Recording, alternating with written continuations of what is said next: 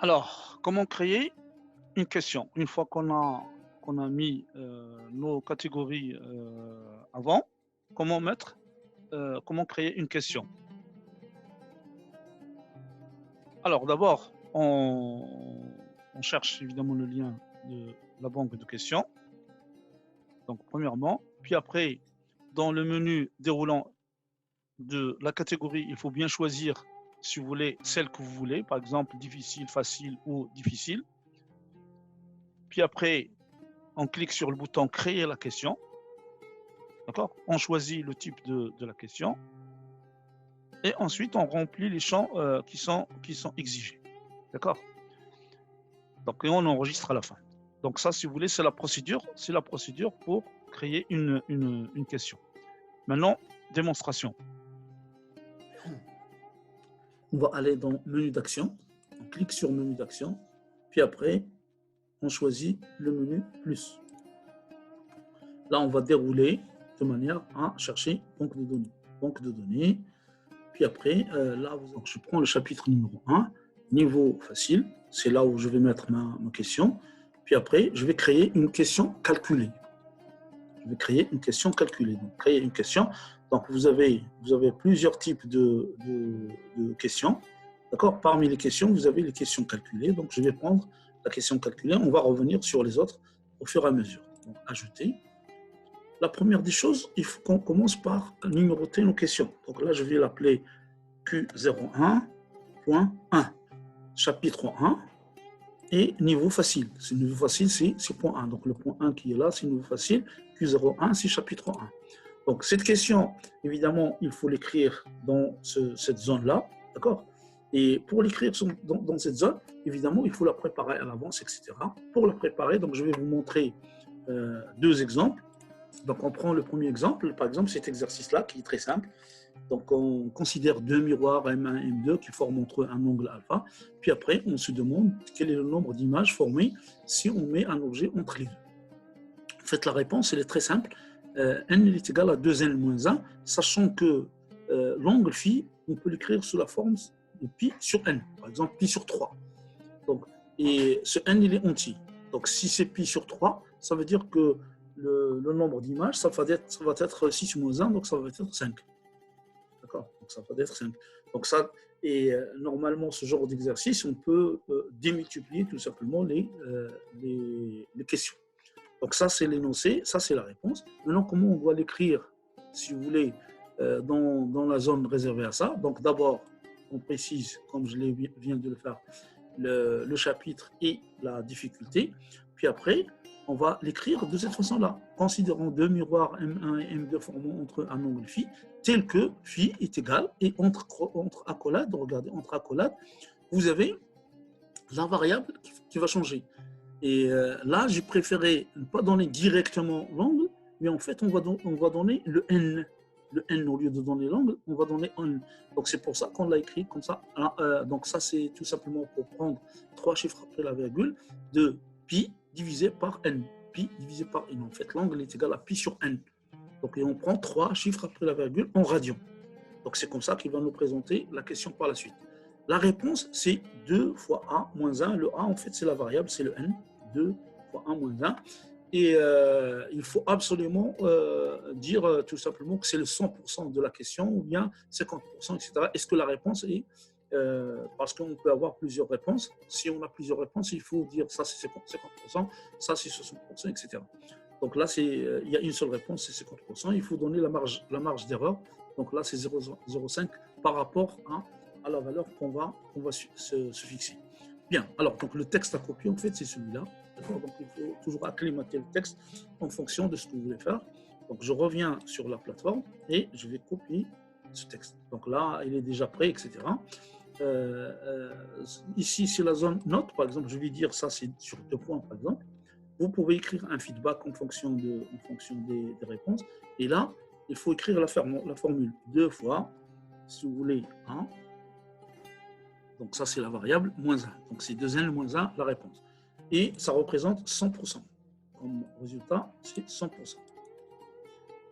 L'erreur qu'on peut commettre à ce niveau-là, c'est 0 0,5. Donc, c'est-à-dire, en d'autres termes, si c'est un entier, donc si je multiplie 1 par 0,05, ça veut dire tout simplement qu'il faut que la réponse de l'étudiant soit exacte. Si c'est 1, ça doit donner 1. Si c'est 3, ça doit donner 3. Bien.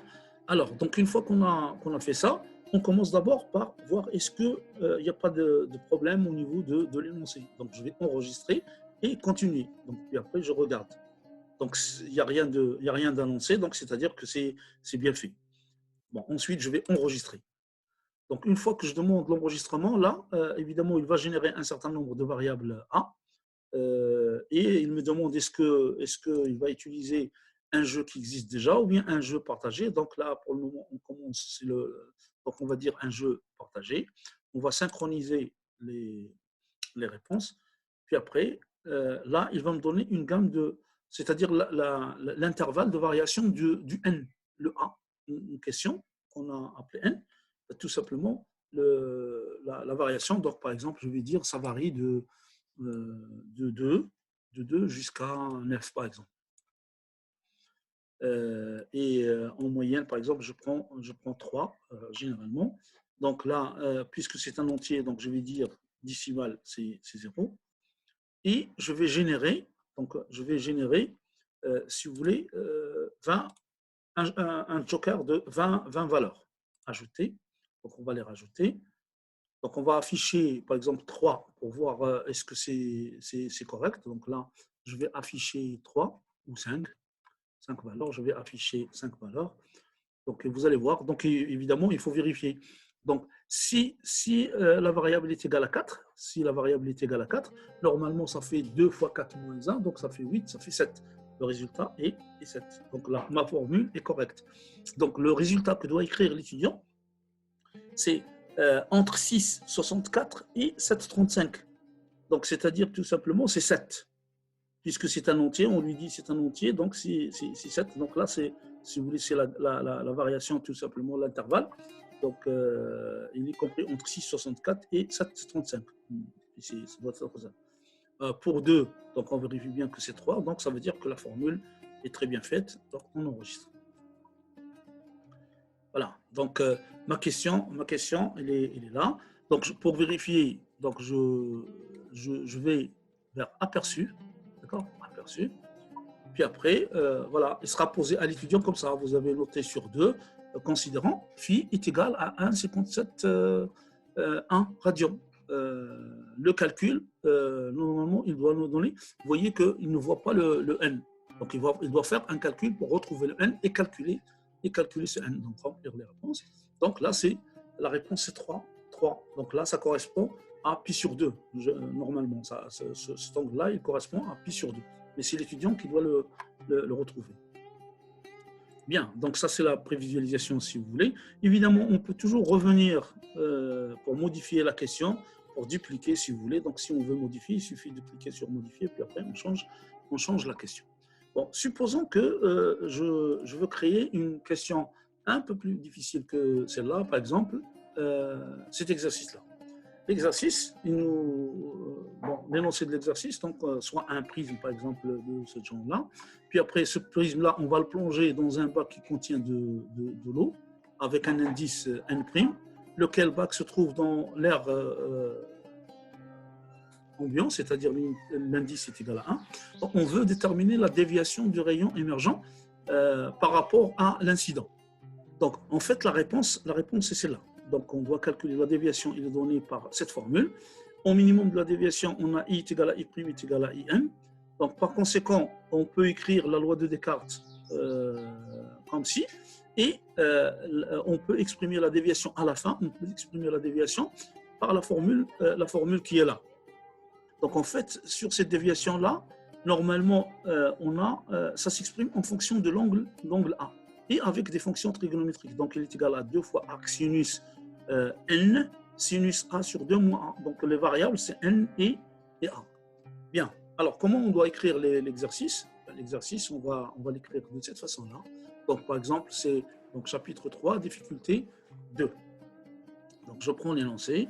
Voilà. Je prends l'énoncé tel que. Là, je prends cet énoncé.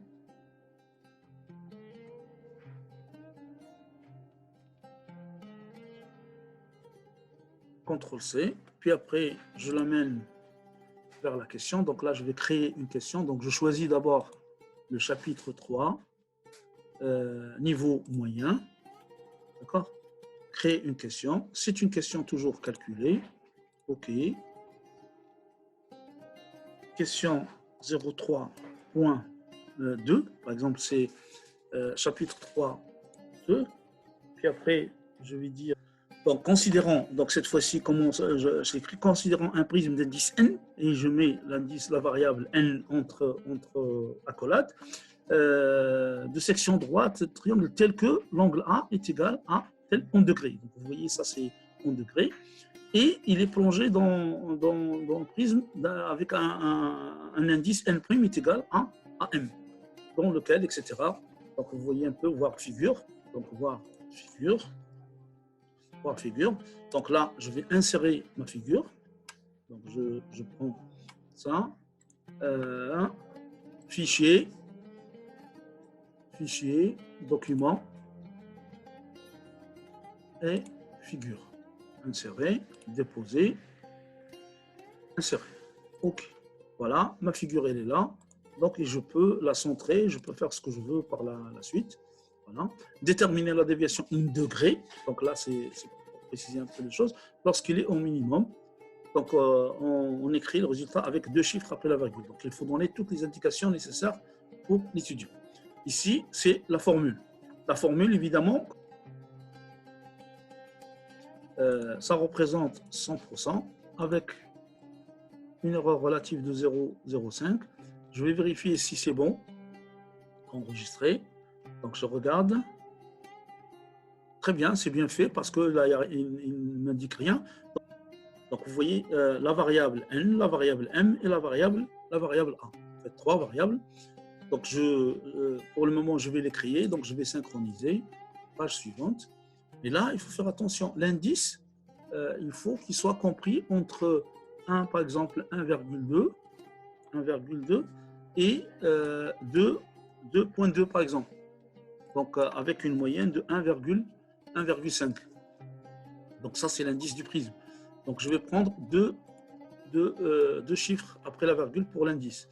L'indice M, c'est l'indice de l'eau. On sait qu'il est égal à 1,33. D'accord? Donc, on va dire 1,33. Et on va dire que ça varie entre 1,3 et 1,34.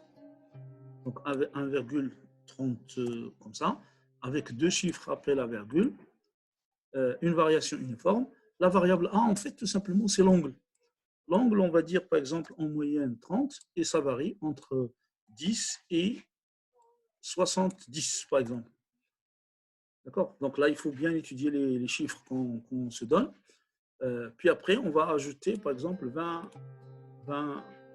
variables.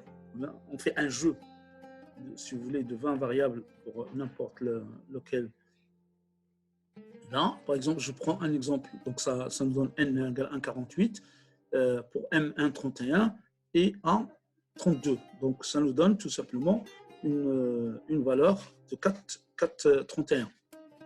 Donc, ça nous donne une valeur de 4,31 comme déviation minimale. Donc, là, vous voyez la réponse, c'est compris entre 4,09, si vous voulez, 9,9 et 4,53. Donc, toutes les valeurs qui sont comprises dans cet intervalle, ils seront comptabilisées comme justes. Donc là, je vais enregistrer et voilà. Donc, ma question, elle est là. Donc, si je veux prévisualiser, aperçu, là, l'exercice tel qu'il est posé, vous avez n est égal à 1,68, a est égal à 39,1 et n' est égal à 1,34, donc le schéma, etc. Donc, la réponse, dans ce cas-là, c'est 10,94. Donc, si je recommence, je vais avoir d'autres valeurs. Si je recommence, vous voyez, donc là, j'ai d'autres valeurs avec une autre réponse. Donc, les étudiants n'ont pas la même proposition d'exercice et comme ça évite de copier de son collègue à côté.